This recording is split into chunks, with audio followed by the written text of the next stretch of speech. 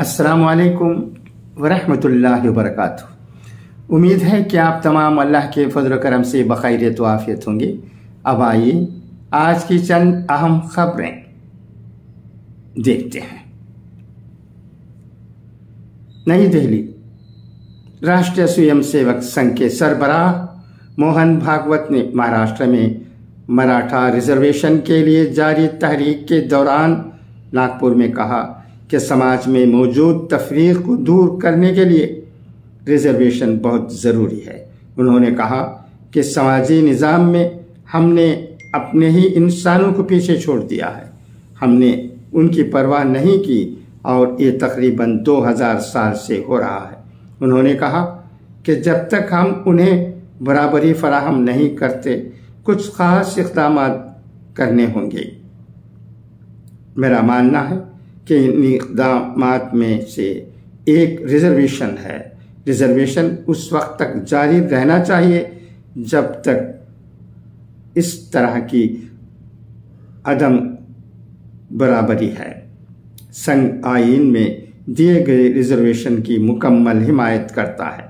मोहन भागवत ने कहा कि रिजर्वेशन न सिर्फ माली या सियासी मसावात को यकीनी बनाना है बल्कि इज्जत देना भी है। उन्होंने कहा कि अगर माशरे के कुछ तबक़ात जो इम्तियाजी सलूक के शिकार हैं 2000 सालों से मसाइल का सामना है, तो फिर हम जिनको इम्तियाजी सलूक का सामना नहीं करना पड़ा मज़ीद 200 साल तक कुछ मसाइल का सामना क्यों नहीं कर सकते।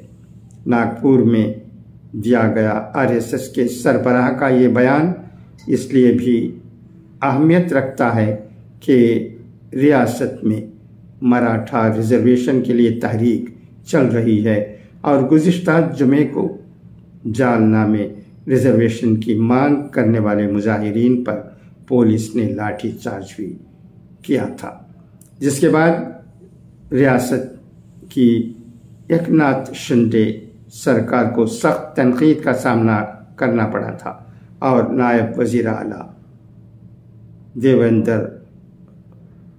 फडणवीस को माफ़ी मांगनी पड़ी थी।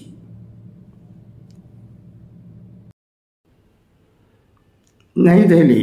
कांग्रेस के साबिक़ सदर राहुल गांधी ने कहा है कि आज उनकी भारत जोड़ो यात्रा की पहली सालगिरह है और तब से नफरत के बाजार में मोहब्बत की दुकानें लगातार खुल रही हैं। मिस्टर गांधी ने एक्स पर लिखा, भारत जोड़ो यात्रा का 1 साल नफरतों के बाजार में मोहब्बत की दुकानें खुल रही हैं। भारत जोड़ो यात्रा के इतिहाद और मोहब्बत की जानिब करोड़ों कदम मुल्क की बेहतर कल की बुनियाद बने हैं।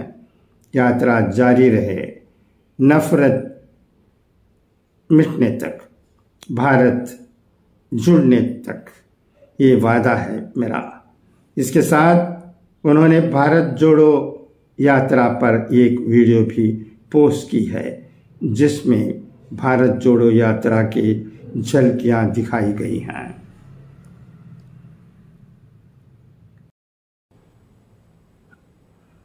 चेन्नई।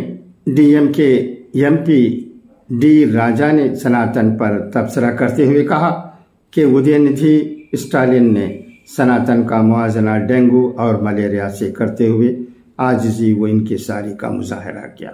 उन्होंने इसका मुआवजा HIV और एड्स करना चाहिए जिनके साथ सामाजिक कलंक जुड़ा हुआ है। इससे कबल उदयनिधि स्टालिन ने क्या कहा था कि सनातन धर्म ये समाजी बीमारी है। उन्होंने सनातन धर्म का मुआवजा मलेरिया और डेंगू जैसी बीमारियों से किया था और इसके खात्मे पर जोर दिया था। उन्होंने कहा था कि सनातन धर्म लोगों को मजहब और जात पात की बुनियाद पर तकसीम करता है। सनातन धर्म को ख़त्म करना इंसानियत और मसावात को बरकरार रखने के मफाद में होगा। अब अपने बयान की वजाहत करते हुए उदयनिधि स्टालिन ने कहा कि उनके बयान को तोड़ मरोड़ कर पेश किया गया। इस दौरान उन्होंने मणिपुर में तशद्दुद के हवाले से वजीर आज़म नरेंद्र मोदी को भी निशाना बनाया और कहा कि वो सवाल का जवाब देने के बजाय दुनिया भर में घूम रहे हैं। उधर तमिलनाडु के वजीर आला एम.के. स्टालिन ने कहा कि उन्होंने सनातन के उसूलों पर अपने ख्यालात का इज़हार किया जो दर्ज फहरिस्त ज़ातों, कबाइल और ख़वातीन के साथ इम्तियाजी सलूक करते हैं। उनका किसी मजहब या मजहबी अकायद को ठेस पहुँचाने का कोई इरादा नहीं था।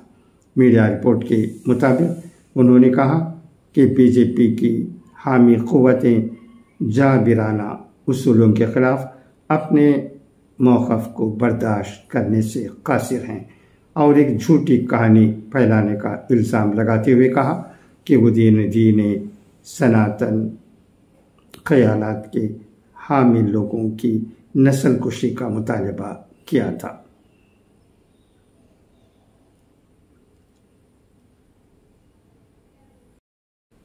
अब आइए हज़रत इमाम हुसैन रज़ियल्लाहु तआला अन्हु के अक़वाल ज़र्रीन सुने।